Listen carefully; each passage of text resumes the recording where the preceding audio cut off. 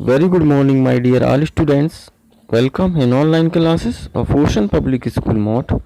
Myself Sunil Kumar, your science teacher. And पिछली class में हम रीड कर चुके थे how do we control fire, कि कैसे जो है हम फायर को कंट्रोल कर सकते हैं. एंड आज की इस क्लास में हम रीड करेंगे टाइप्स ऑफ कंबस्शन, यानी कंबस्शन के type.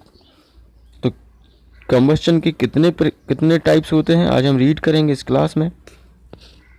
Bring a burning matchstick और a gas lighter near a gas stove in the kitchen, यानी आपको एक जलती हुई माचिस की तीली या फिर लाइटर जो आप लोग गैस जलाने में यूज़ करते हैं उसको अपने गैस स्टोव के किचन में ले जाना है. Turn on the knob of the gas stove, हमें टर्न ऑन करना है अपने गैस जो स्टोव है उसके जो बटन होता है उसको, और उसको तीली या उसे लाइटर से उसको जला देना है. व्हाट डू यू ऑब्जर्व, आप क्या ऑब्जर्व करते हैं, क्या देखते हैं. We find that the gas burn rapidly and produce heat and light. तो हम देखेंगे कि जो गैस होती है वो एकदम तेज़ी से जो है जल जाती है और साथ में क्या करती है, हीट और लाइट प्रोड्यूस करती है.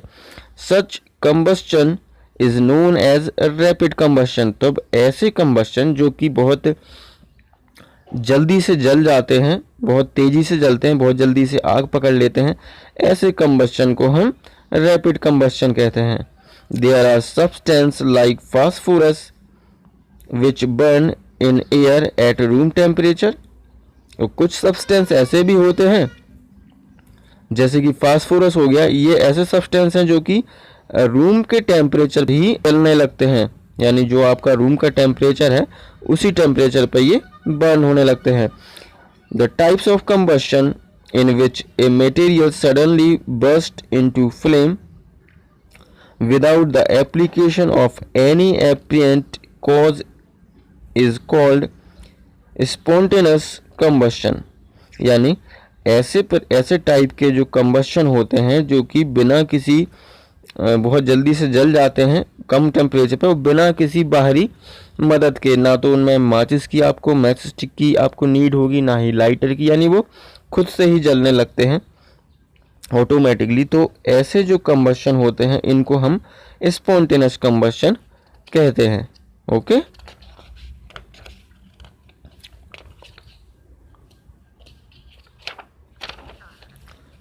Spontaneous combustion of coal dust has resulted in many disasters. Fire in coal mine, यानी जो कोल डस्ट होती है, जो धूल होती है कोयले की, वह भी क्या स्पॉन्टेनियस कंबस्शन प्रोड्यूस करती है. यानी उसके रिजल्ट में काफ़ी टाइम क्या होता है, होती हैं कोयले की खदानें होती हैं, उनमें spontaneous forest fire are sometimes due to the heat of the sun or due to lightning strike. और कभी कभी ऐसे ही जो स्पॉन्टेनियस जो फायर होती है वो आपके जो फॉरेस्ट होते हैं उनमें भी लग जाती है. वो कैसे लगती है, सनलाइट से, और जो आपकी लाइटिंग होती है, लाइटिंग स्ट्राइक होती है, आपकी जो बिजली वगैरह गिरती हैं उनसे ये क्या है, फॉरेस्ट में आग लग जाती है. However, most forest fires are due to the carelessness of a human being. और ज़्यादातर जो आग लगती है फॉरेस्ट में वह हमारी ही गलतियों से लगती है. It is important to remember that the campfires must be completely extinguished before leaving a forest after a picnic or a visit. यानी यह बहुत ही आवश्यक है कि जब भी हम किसी पिकनिक या कैंपेन या फिर जो आपके घूमने वगैरह जाते हैं हम, तो कैंपेन वगैरह करने, तो वहाँ पर जब हम आग लगाते हैं, आग का यूज़ करते हैं, तो उसको वहाँ से लीव करने से पहले, छोड़ने से पहले उस जगह को हमें वहाँ अच्छी तरह से उस आग को बुझा देनी चाहिए. We generally have fireworks on festival days. यानी हम जो हमारे फेस्टिवल्स होते हैं उनमें हम बहुत ज़्यादा जो है फायरवर्क्स जैसे आपके पटाखे वगैरह हैं उनका यूज़ करते हैं. When A crackers is ignited, a sudden reaction takes place with the evolution of heat. यानी जब हम पटाखों को जलाते हैं तो क्या होता है, वह एकदम से सडनली रिएक्शन करता है और एक जो है जलने लगता है, और लाइट एंड साउंड, और उसमें क्या लाइट और साउंड निकलता है. A large amount of gas formed in the reaction is liberated. तो इस रिएक्शन में क्या होता है, एक लार्ज अमाउंट गैस यानी बहुत सारा धुआं या गैसेस वगैरह निकलती हैं. Such a reaction is called explosion. और ऐसी रिएक्शन को जो कि बहुत ही जल्दी रिएक्शन करती है, धुआं निकलता है, साउंड निकलता है, धमाका होता है एक टाइप का, तो ऐसे जो रिएक्शंस होते हैं इनको हम एक्सप्लोजन कहते हैं, धमाका कहते हैं. Explosion can also take place if pressure is applied on the cracker. यानी एक्सप्लोजन हो सकते हैं जब किसी क्रैकर पर हम प्रेशर डालें. आपने देखा होगा काफ़ी सारे जो क्रैकर्स होते हैं, पटाखे होते हैं, वह ऐसे भी होते हैं जिनको अगर हम ज़मीन पर पटकें या दीवार पर मारें तो वह क्या होते हैं, एक्सप्लोजन हो जाते हैं, फट जाते हैं. तो इसका मीन्स ये हुआ कि एक्सप्लोजन जो होते हैं क्रैकर्स पर हम अगर प्रेशर अप्लाई करें तब भी हो सकते हैं. Number 6.4 flame.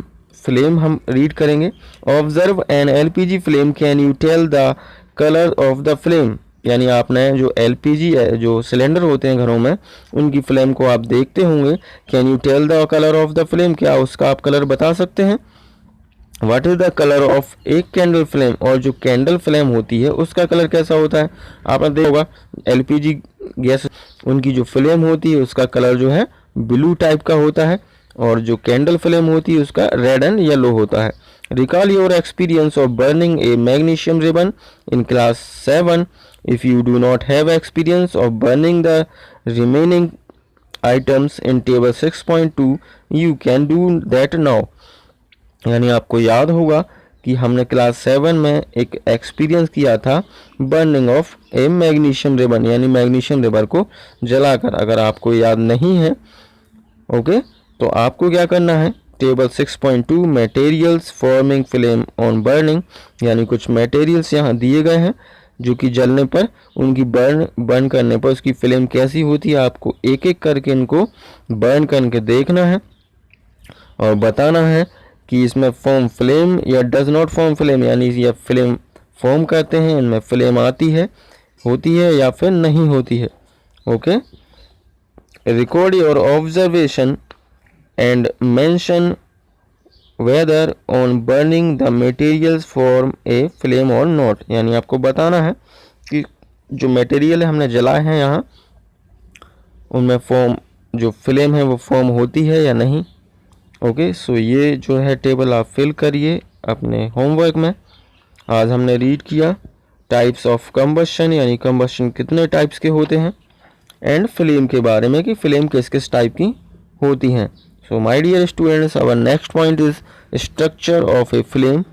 इसे पढ़ेंगे हम अपनी नेक्स्ट क्लास में. आज के लिए इतना ही. Goodbye and best of luck.